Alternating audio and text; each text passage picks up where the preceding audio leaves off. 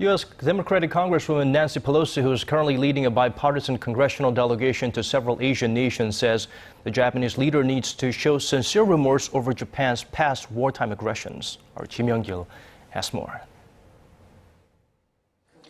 Nancy Pelosi called for Prime Minister Shinzo Abe to apologize for the Japanese military's coercion of young Korean and other Asian women into sexual slavery during World War II.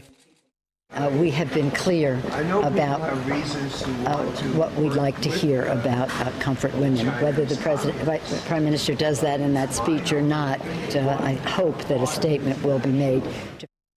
It's an issue that Seoul has repeatedly pressed on Tokyo. During talks earlier with President Park Geun, Pelosi expressed sympathy over the matter, saying it's a women's rights issue that should be solved. President Park pushed its urgency as the last surviving Korean victims are in their late 80s. Korea hopes to help U.S. lawmakers better understand the issue of Japan's wartime wrongdoings ahead of Abe's address to a joint session of the U.S. Congress.